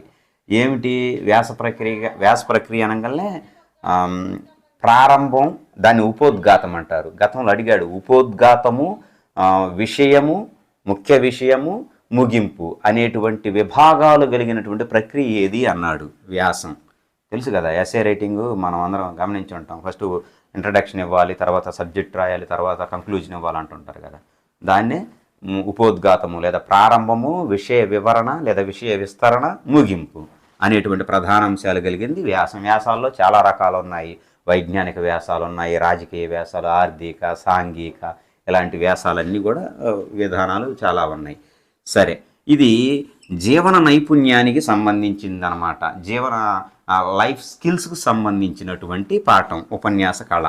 అంటే విద్యార్థులు ఉపన్యసించటం అనేటువంటి, మాట్లాడటం అనేటువంటి కళను నేర్చుకోవాలి. అది ఉపన్యాస కళ యొక్క ఎలా మాట్లాడాలి, ఉపన్యాసాల్లో రకాలేంటి, వక్త అంటే వేదిక మీద మాట్లాడే మనిషి యొక్క హావభావాలు ఎలా ఉండాలి, వస్త్రధారణ ఎలాగ ఉండాలి, ముఖ కవళికలు ఎలాగ ఉండాలి, మాట తీరు ఎలాగ ఉండాలి, ఊత పదాలు ఏంటి, ఆ ఊత పదం రాకపోతే ఆగిపోద్ది. అలాగనే మనకు ముందు మాట్లాడిన వక్తను అనుసరిస్తూ మాట్లాడాలా, ఆ పదజాలం ఉపయోగించాలా, లేకపోతే వాళ్ళ ప్రస్తావనే లేకుండా మాట్లాడాలి. ఇలాంటి అనేక ప్రశ్నలు సంధిస్తూ మనకి ఈ పాఠం సాగుతుంది ఉపన్యాస కళ. అందులో అబ్రహాం లింకన్ గారు, విన్స్టన్ చర్చిల్ గారు, మహాత్మా గాంధీ ఇలాంటి వాళ్ళు చాలామంది వస్తారనమాట. మనకి గతంలో కూడా తెలుసు, హిట్లర్ ఉన్నాడు, గొప్ప ఉపన్యాసకుడు. మనం చరిత్ర చూసినట్లయితే ఆయన ప్రసంగిస్తుంటే పిన్ డ్రాప్ సైలెంట్ అనమాట. వేల మంది బారులు తీరున్న అంత చక్కగా ఉత్తేజపరుస్తాడట. సరే, ఆ ఉత్తేజం యుద్ధోన్ముఖులను చేయటం కోసం అది వేరే విషయం. డాక్టర్ బిఆర్ అంబేద్కర్ గారు పార్లమెంట్లో మాట్లాడుతుంటే ఒక గ్రంథాలయంలో తిరుగాడినట్లుగా ఉంటుందట. అన్ని కొటేషన్స్ని కోట్ చేస్తూ మాట్లాడతారట. గాంధీ అసలు మాట్లాడటానికే భయం, కానీ ఇంగ్లాండ్లో ఉన్నప్పుడు అద్దం ముందు నిలబడి తాను ఎలా మాట్లాడాలో అలా మాట్లాడే విధానాన్ని నేర్చుకుని భారతదేశ స్వాతంత్ర్యం జనులందరినీ ఒక తాటిపై నడిపించిన వ్యక్తి. ఇట్లా రకరకాల వ్యక్తుల్ని మనకి ప్రస్తావిస్తూ ఉంటాడు. సుభాష్ చంద్రబోస్ ఇలాంటివన్నీ కూడా. సరే, ఏదేమైనా ఉపన్యాస కళ వ్యాస ప్రక్రియకు చెందింది, జీవన నైపుణ్యాలకు స్కిల్స్కు సంబంధించింది. మాట్లాడటం అదే కదా. వాసిరెడ్డి సీతాదేవి, కొద్ది కవి పరిచయం, మంచి పాయింట్లు ఉన్నాయి, అవి ఒకసారి మనసులో ఉంచుకోండి. వాసిరెడ్డి సీతాదేవి గుర్తుపెట్టుకోండి. వాసిరెడ్డి సీతాదేవి 39 నవలలు రాశారు. వాటి పేర్లు ఏమి ఇవ్వలేదులేండి. 100కు పైగా కథలు రచించారు. అదే పదం ఉపయోగించాడు, అందుకని రాశారు. 39 నవలలు, 100 కథలు రాశారు. మట్టి మనిషి అని ఒక రచన ఉంది ఈవిడిది. మట్టి మనిషి 14 భాషల్లో కనువదించబడింది. జాగ్రత్త, మట్టి మనిషి. మీకు మొద్దు గుర్తు కావాలంటే సీతాదేవి రాముని భార్య. సీతాదేవి భూమి తవ్వుతూ ఉండగా, భూమిని దున్నుతూ ఉండగా తన తండ్రి అయిన జనక మహారాజుకు లభిస్తుంది. అందుకని సీతాని నామకరణం చేస్తారు, భూమిలో దొరికినది కాబట్టి. భూమి నుండి దొరికినది అనమాట. భూమిలో దొరికేటువంటి, అంటే భూమి నుంచి జనించింది అన్న అర్థంలో అనమాట. కాబట్టి గుర్తుపెట్టుకోండి, సీతాదేవి ఎక్కడ తన తండ్రి జనక మహారాజుకు దొరికిందంటే మట్టిలో. కాబట్టి సీతాదేవి మట్టి మనిషి అనేటువంటి రచన 14 భాషల్లోకి అనువదించబడింది. రచయిత్రి ఎవరంటే వాసిరెడ్డి సీతాదేవి. గుర్తుంచుకోండి. ఆ రకంగా ఆంధ్రప్రదేశ్ సాహిత్య అకాడమీ అవార్డును 5 సార్లు పొందారు. ఇది చాలా గొప్ప విషయం. ఆంధ్రప్రదేశ్ సాహిత్య అకాడమీ బహుమతిని 5 సార్లు పొందారు. ఈవిడకున్నటువంటి చక్కటి బిరుదు ఏమిటంటే ఆంధ్ర పెర్లబక్. ఆంధ్ర పెర్లబక్ అని ఏమని పిలుచుకుంటారు, ఆ బిరుదుతో పిలుస్తారు. ఏమని ఆంధ్ర పెర్లబక్ వాసిరెడ్డి సీతాదేవి అని పిలుస్తారు. ఆంధ్ర పెర్లబక్ గుర్తుంచుకోండి. ఈవిడ రాసినటువంటి ఈ నవలల్లో చాలా దూరదర్శన్లో నాటకాలుగా వచ్చినాయి. దూరదర్శన్లో నాటికలు అంటాం కదా, దూరదర్శన్లో నాటికలు వచ్చినాయి. కొన్ని సినిమాలు కూడా వచ్చినాయి అన్నమాట నవలలు. అది సంక్షిప్త సమాచారం. తర్వాత జలియన్ వాలాబాగ్ మనందరికి తెలిసిందే, సోషల్కి సంబంధించి. జలియన్ వాలాబాగ్ ఇది ఒక ఖండకావ్యం. ఖండకావ్యం అనగానే మనకి ఇచ్చిన వాటిలో జాషువా గారు మొదట గుర్తొస్తారు ఖండకావ్యాలకు. అలాగనే జలియన్ వాలాబాగ్ అనేటువంటి ఈ పాఠ్యాంశం కూడా ఖండకావ్య ప్రక్రియకు చెందింది. జలియన్ వాలాబాగ్ అనగానే తెలిసిపోతుంది దేశభక్తికి సంబంధించింది. డాక్టర్ ఉమర్ అలీ షా, డాక్టర్ ఉమర్ అలీ షా అనేటువంటి ఆయన రచించినటువంటి పాఠం ఇది. అలీషా ఈయన స్థాపించినటువంటి గురుపీఠం ఒకటి ఉంది. అది జ్ఞానసభ అనే పేరుతో ప్రసిద్ధి చెందింది. జ్ఞానసభ ఉమర్ అలీ షా గారి యొక్క స్థాపించిన గురుపీఠం పేరు ఏమిటంటే జ్ఞానసభ. జ్ఞానసభ అనే పేరుతో ప్రసిద్ధి చెందింది. పండిట్టు మౌల్వి గతంలో అడిగిన సందర్భాలు ఉన్నాయో మరి లేవో తెలియదు, కానీ పండిట్టు మౌల్వి అంటే మాకు పిల్లలకు జరిగేటువంటి పరీక్షలు అడుగుతుంటాడు, వాటిని ఉద్దేశించి గతంలో అంటున్నాను అంతే.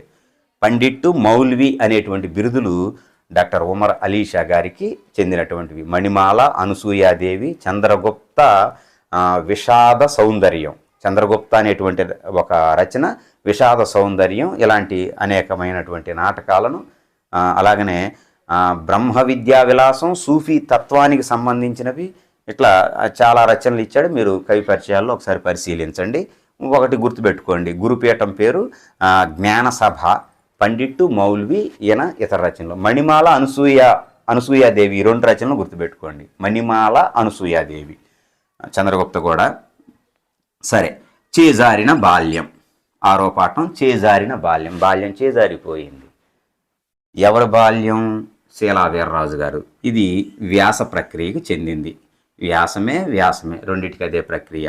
చేజారిన బాల్యం వ్యక్తిత్వ వికాసానికి సంబంధించింది, పర్సనాలిటీ డెవలప్మెంట్కి సంబంధించింది అన్నమాట. వ్యక్తిత్వ వికాసం అంటే ఏం చెప్తాడంటే, చేజారిన బాల్యంలో శీలా వీర్రాజు అనేటువంటి ఆ రచయిత, ఒకప్పుడు నా బాల్యం సహజంగా బాల్యం అంటే ఎవరికైనా వెనక్కి తిరిగి చూస్తే బాల్యానికి సంబంధించిన తీపి గుర్తులు కొన్ని మనసుకు రావాలి. అప్పుడు ఆ బాల్యం సరైన బాల్యం. ఎంతసేపు వెనక్కి తిరిగితే 4 గోడల మధ్య అసైన్మెంట్ల కోసమో ఫస్ట్ ర్యాంకుల కోసమో రుబ్బుతూ ఉంటే అది కాదు అనేది ఉద్దేశం. సరే, ఇప్పుడు ప్రపంచం అంతా దాని వైపు పరుగులు తీస్తుంది. తన బాల్యం ఎలా చేజారిపోయిందో, ప్రస్తుతం ఉన్న సమాజంలోని బాల్యాలు ఏ విధంగా చేజారిపోతున్నావో ఇది ఇక్కడ చెప్పదలుచుకున్నది ఆయన. కాబట్టి చేజారిన బాల్యం అది వ్యక్తిత్వ వికాసానికి సంబంధించింది. శీలా వీర్రాజు గారు కవి. ఈయన్ని శీలావి అంటారు. వీరు శీలావిగా ప్రసిద్ధులు.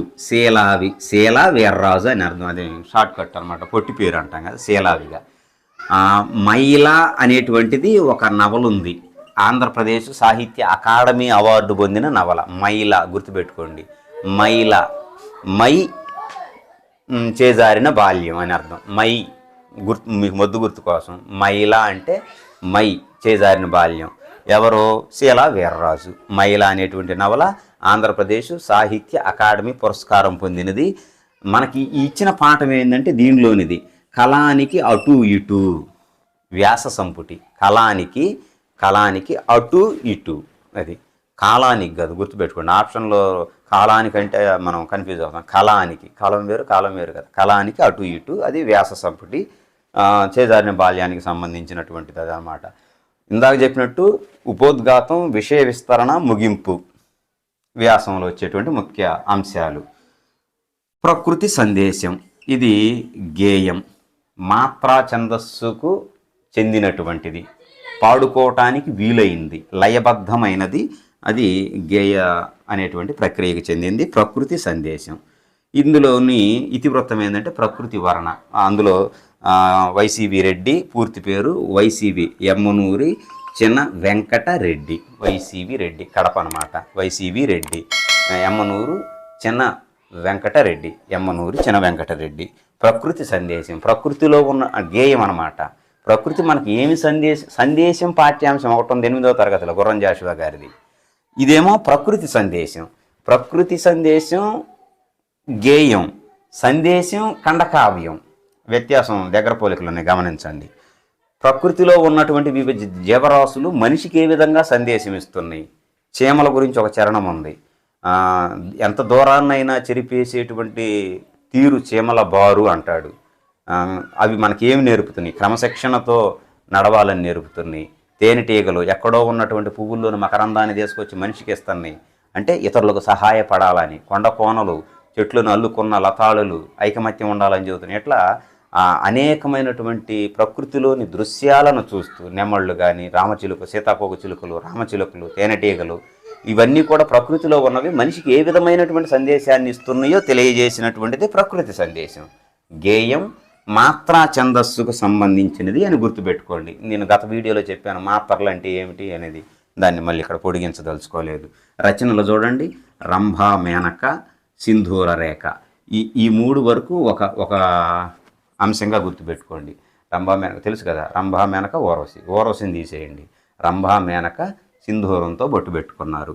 రంభ మేనక సింధూర రేఖ, రంభ మేనక సింధూర రేఖ వైసీవి రెడ్డి గారి రచనలు. ఈ 3 ఇలా గుర్తుపెట్టుకోవచ్చు. మిగిలిన ఒక 3 ఉన్నాయి చూడండి. గట్టి గింజలు, తొలకరి చినుకులు, వైజయంతి. గట్టి గింజలు, తొలకరి చినుకులు. గట్టి గింజలు, రైతు చల్లినటువంటి గట్టి గింజలు కూడా ఎప్పుడు మొలకెత్తుతాయి అంటే, గట్టి గింజలు తొలకరి చినుకులకు ఎందుకు మొలకెత్తుతాయి. గట్టి గింజలు తొలకరి చినుకులకు జయంతి ఎందుకు మొలకెత్తు. గట్టి గింజలు తొలకరి చినుకులకు మొలకెత్తుంది ఎందుకు? గట్టి గింజలు తొలకరి చినుకులు జయంతి. గుర్తుంచుకోండి, అది అడగటానికి అవకాశం ఉంటుందని నా భావన.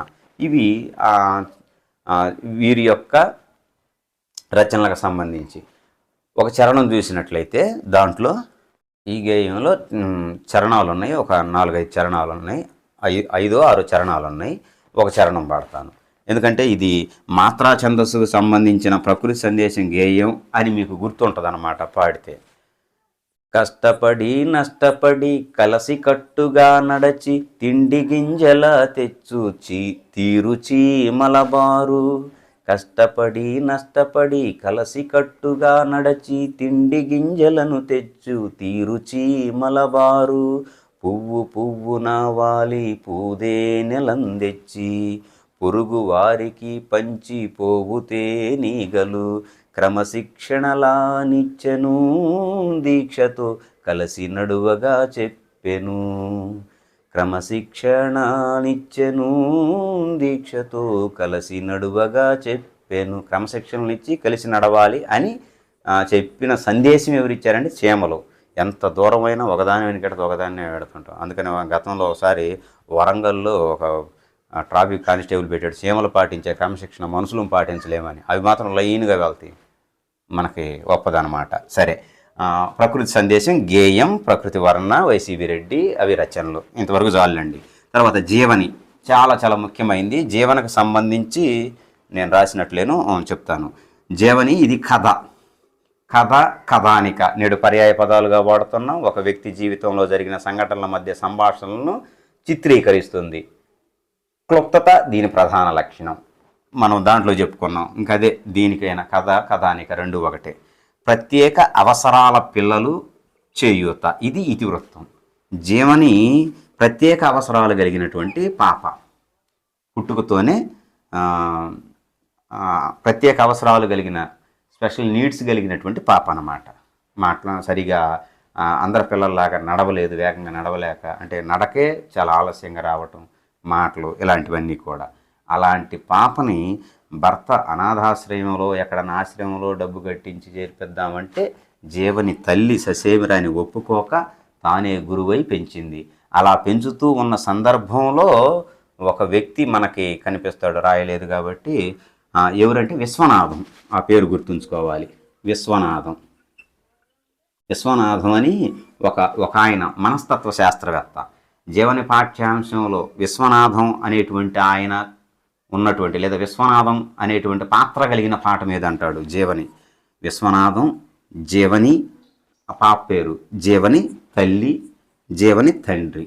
ఆ విశ్వనాథం యొక్క ప్రోద్బలంతో ప్రోత్సాహంతో జీవని తల్లి జీవన్ని చక్కగా చదివిస్తుంది, కొన్ని కళలు నేర్పుతుంది, అందులో చిత్రలేఖనం, తర్వాత బహుమతి వస్తుంది. ఆ బహుమతి వచ్చినప్పుడు టీవీ వాళ్ళు ఇంటర్వ్యూ చేస్తారు. ఇంటర్వ్యూ అప్పుడు తండ్రి నా కూతురు నేను ఎంతో కష్టపడి పెంచానంటాడు. జీవన మాత్రం ఎన్ని ప్రశ్నలు వేసినా నీ ఎదుగుదలకు కారణం ఎవరు, నువ్వు ఎలా, అని అన్నిటికీ అమ్మని సమాధానం చెబుతుంది. అది జీవని యొక్క సారాంశం. ప్రత్యేక అవసరాల పిల్లల చేయూత, అందుకనే అది ఇతివృత్తం. వి చంద్రశేఖరరావు రచయిత. ఈయన రాసినటువంటి కొన్ని పుస్తకాలు చూడండి.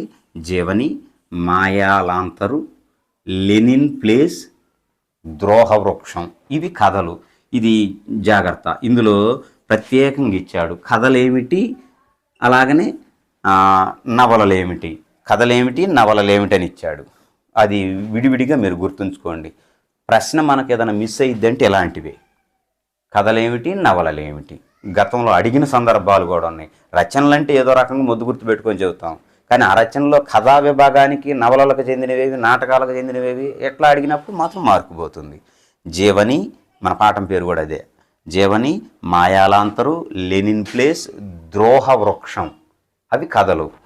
ఆకుపచ్చని దేశం, ఆకుపచ్చని దేశం, నల్ల మిరియం చెట్టు, 5 హంసలు ఇవి నవలలు. ఇది గుర్తుపెట్టుకోవడానికి మీకు కొన్ని ముద్దు గుర్తు చేస్తా చూడండి. ఆకుపచ్చని దేశంలో నల్ల మిరియాల చెట్టు ఉంది, దాని మీద 5 హంసలు కూర్చొని గూడు పెట్టుకున్నాయి, లేదా 5 హంసలు నివసిస్తున్నాయి. ఆకుపచ్చని దేశంలోని నల్ల మిరియాల చెట్టు మీద 5 హంసలు కాపురం ఉంటున్నాయి అని గుర్తుపెట్టుకుంటే నవలలు ఆ 3 వస్తాయి. సరే, అంతవరకే. ఇక మిగిలిన అంశాలు తర్వాత. రాజధర్మం అనేటువంటి ఈ పాఠ్యాంశం ప్రబంధ ప్రక్రియకి చెందింది. గుర్తుపెట్టుకోండి. రాజధర్మం, రాజు అని వస్తే శ్రీకృష్ణదేవరాయలు రాజు రాసిన ఆయన, అదే మీకు మొద్దు గుర్తు. శ్రీకృష్ణదేవరాయలు రాజే కదా. రాజధర్మం ప్రబంధ ప్రక్రియకి చెందింది. ప్రబంధం పంచలక్షణం. సరే, తెలుగు పండితులు వారికి తెలుసు అన్నమాట. ఇది ప్రబంధం. ఒక నిర్వచనం ఉంది, ప్రకృష్టమైన బంధం కలిగినది అని అర్థం. ప్రబంధం ప్రకృష్టమైన బంధం కలిగినది. పురాణేతిహాసాల నుంచి, అంటే పురాణాలు 18 అష్టాదశ పురాణాలు అంటారు. అగ్ని పురాణం, వాయు పురాణం, భీష్మ,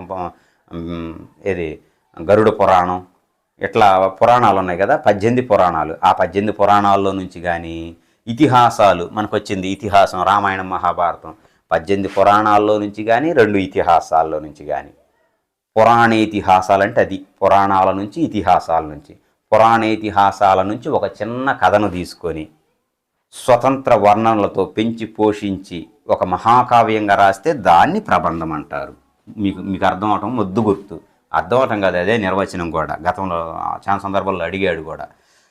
పురాణేతిహాసాల నుంచి ఒక చిన్న కథను తీసుకొని, అంటే 18 పురాణాల్లోది కానీ, రామాయణ మహాభారతాలు అనేటువంటి ఇతిహాసాల్లోది కానీ, ఎక్కడైనా ఒక చిన్న కథను ఒకటాన్ని, ఒక చిన్న స్టోరీని తీసుకొని కవి ఇక మొదలు పెడతాడు. ఆ స్టోరీని, ఆ కథను పెంచి పోషించి స్వతంత్ర భావనలు కల్పించి కొత్త కొత్త పాత్రలు సృష్టించి ఒక మహాగ్రంథంగా రాస్తే దాన్ని ప్రబంధం అంటారు. ఇంకంతే. ఆ ప్రబంధంలో ఖచ్చితంగా 18 వర్ణనలు ఉండాలి. గుర్తుపెట్టుకోండి. అష్టాదశ పురాణాలు, అష్టాదశ వర్ణనలు, అంటే 18తో కూడిని అష్టాదశ పురాణాలు 18. ప్రబంధంలో ఉండాల్సిన వర్ణనలు కూడా 18 వర్ణనలు ఉండాలి. ఋతువర్ణం ఉండాలి, వర్షాన్ని వర్ణించాలి, ఆకాశాన్ని, భూమిని, ఇలాగా కొన్ని వర్ణనలు ఉన్నాయి. ఆ 18 రకాల వర్ణనలు దాంట్లో కనిపించాలి. కాబట్టి 18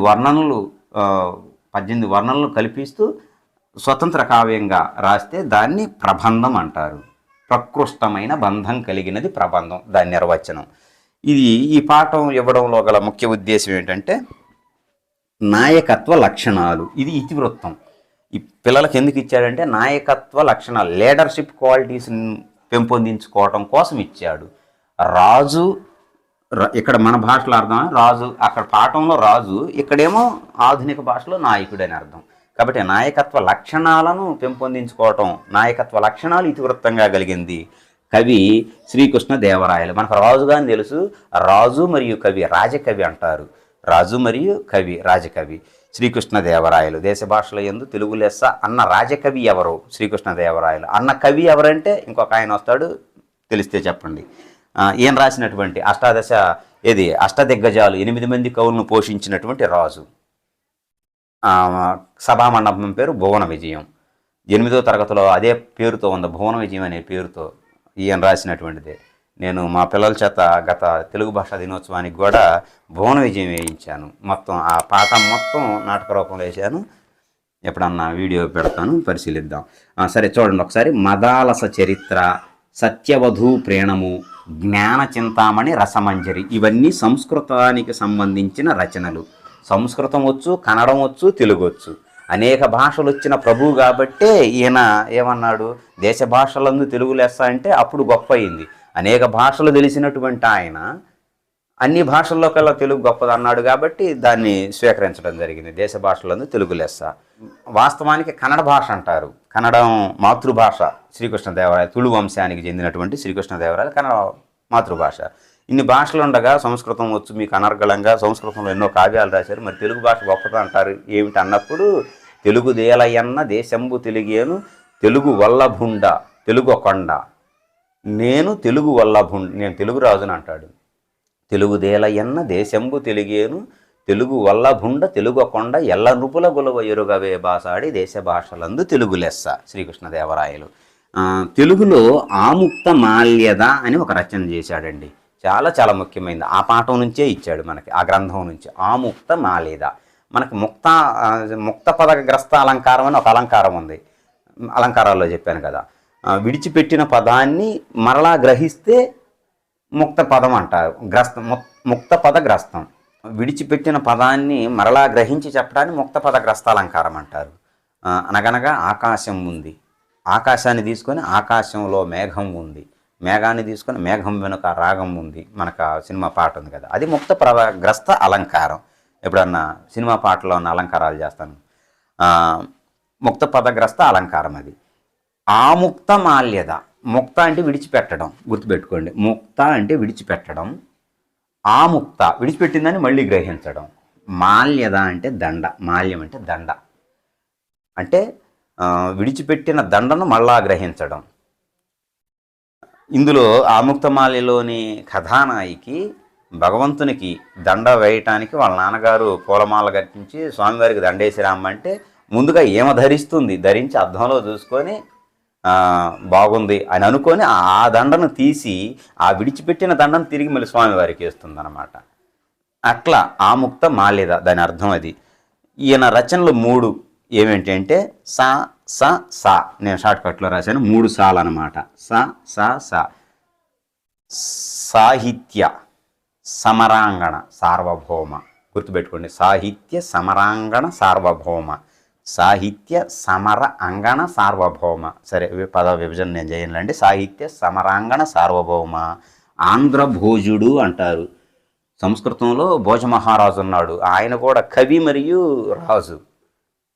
ఆయనతో ఆయన వంటివాడు, అందుకని ఆంధ్ర భోజ. అహో ఆంధ్ర భోజ శ్రీకృష్ణదేవరాయ, మనకి విజయనగర సామ్రాజ్య అని పాటలో వస్తుంది కదా, ఇది గుర్తుంటుంది.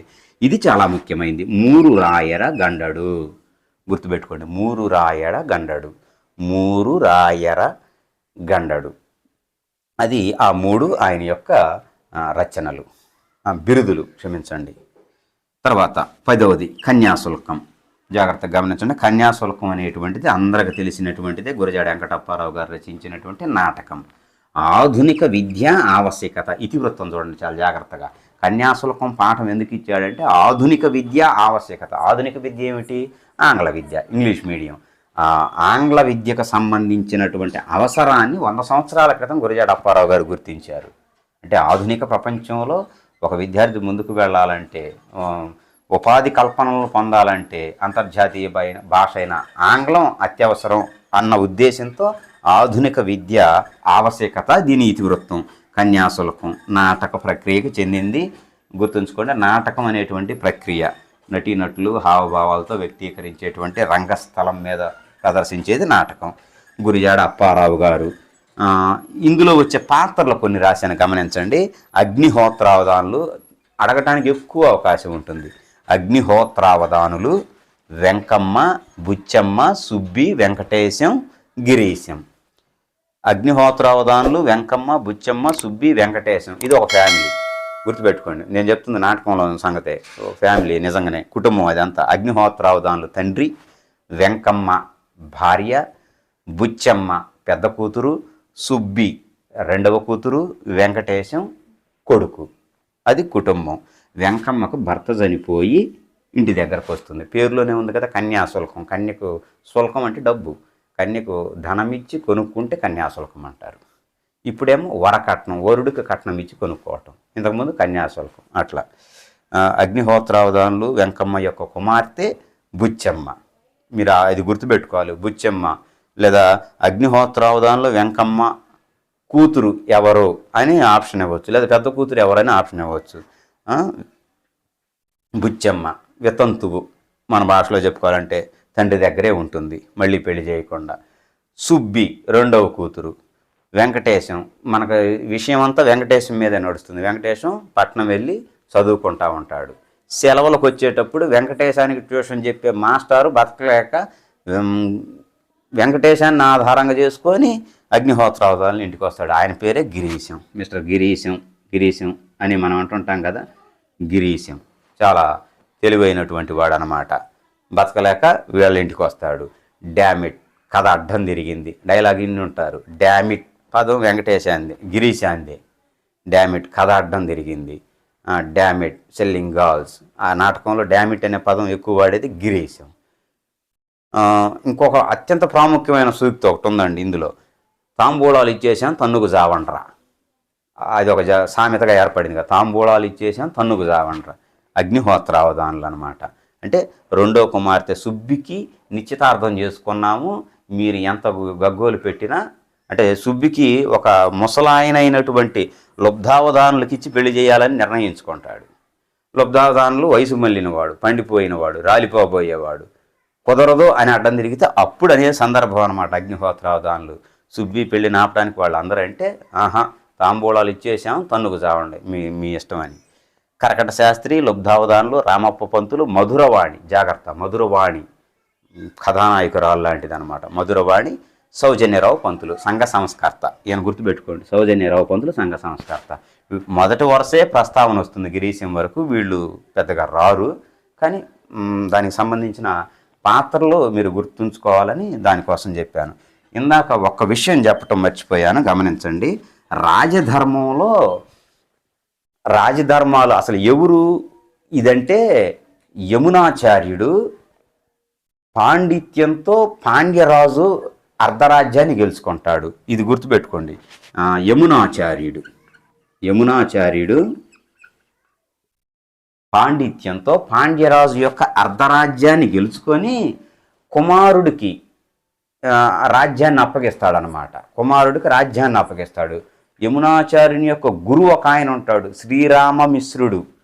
శ్రీరామమిశ్రుని అనుగ్రహంతో కుమారుడికి రాజ్యాన్ని ఇద్దరు పేర్లే, యమునాచార్యుడు, శ్రీరామమిశ్రుడు.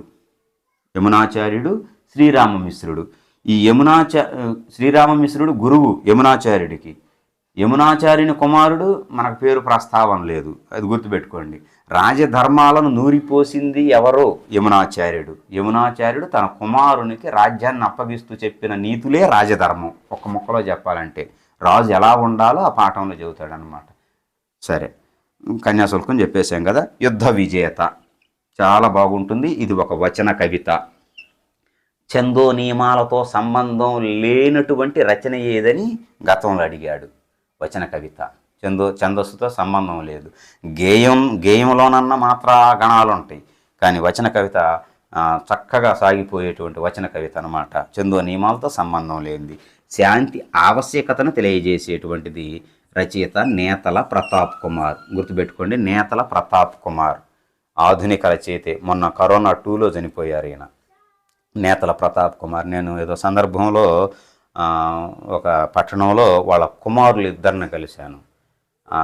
వాళ్ళు ఒక చిన్న విక్రయశాల లాంటిది పెట్టి పుస్తకాలు అమ్ముతుంటే నాకు అంతకుముందు ఈయన ఒక రచన నా దగ్గర ఉంది. అది బాగుంది కదా అనుకో, ఇది పాఠం ఈ టెక్స్ట్ బుక్లో పాఠం రాకముందే కొంత పరిచయం ఉంది ఆ రచనలతో. ఇక వాళ్ళ కుమారుని అడిగి పాఠ్య పుస్తకంలో ఉన్నటువంటి సమతాగానం, భీంపాల్ రాగం, పాలకంకి, అన్నం గిన్నె, దళిత నానీలు ఇలాంటి కొన్ని రచనలు ఉన్నాయి. రచనలన్నింటినీ తీసుకున్నాను. ఎంత గట్టిగా ఒక 350 లోపు అన్ని రచనలు వచ్చేసినాయి. నేతల ప్రతాప్ కుమార్ యుద్ధ విజేత ఏందంటే సారాంశం, యుద్ధంలో గెలిచిన వాడు విజేత లోకం తెలిసింది. కానీ యుద్ధాన్నే జయించిన వాడు ఉంటాడు, యుద్ధం జరగకుండా ఆపిన వాడు ఉంటాడు. అలా యుద్ధాన్నే జయించిన వాడిని యుద్ధ విజేత అంటాడు. అది ఇక్కడ ఉద్దేశం. యుద్ధాన్నే జయించిన వాడు యుద్ధ విజేత. అప్పటి వరకు మిత్రుడైన వాడు యుద్ధం రాగానే సాటి మనిషిని శత్రువుగా భావించే తత్వం మంది అంటూ చివర్లో యుద్ధం ఒక పెద్ద రణరంగం సృష్టించి రక్తాన్ని ఏరులై పారించిన తర్వాత అశోక చక్రవర్తి యుద్ధం నుంచి విముక్తుడవుతాడు. ఇక నేను యుద్ధం చేయనని కత్తిని విడిచిపెడతాడు, కత్తి పట్టణనే శపథం చేస్తాడు. అసలు యుద్ధం విషయంలో నేను అసక్తుడను, లేదా యుద్ధం నేను చేయటం ఇష్టం లేదని గౌతముడు మార్గదర్శిగా ఉన్నాడని చివరి 2 చరణాల్లో చెబుతాడు. అశోకుడి గురించి, బుద్ధుడి గురించి. కాబట్టి చక్కటి వచన కవితా రూపంలో సాగేటువంటిది. నేను అది కొన్ని చరణాలు చదువుతాను కానీ సమయం బాగా ఎక్కువైపోయింది. సూక్తి సుధ గుర్తుపెట్టుకోండి, ఇది సాహిత్య వ్యాసం. వ్యాసంలోని రకాలు ఇవన్నమాట. చెప్పుకున్నాం కదా ఇందాక వ్యాస ప్రక్రియలో. ఇది ఒక సాహిత్యానికి సంబంధించిన వ్యాసం. ఉత్తమ మానవ గుణాలను పెంపొందించడం కోసం పేరులోనే ఉంది సూక్తి సుధ. సుధ అంటే అమృతం, సు ప్లస్ ఉక్తి సూక్తి సవరణ తిరగసింది అనమాట. మంచి మాట, అమృతం అంటే మంచి మాట అని అర్థం. ఉత్తమ మానవ గుణాలు కలిగింది. ఎస్ గంగప్ప అనేటువంటి డాక్టర్ ఎస్ గంగప్ప గారు రచించినటువంటిది.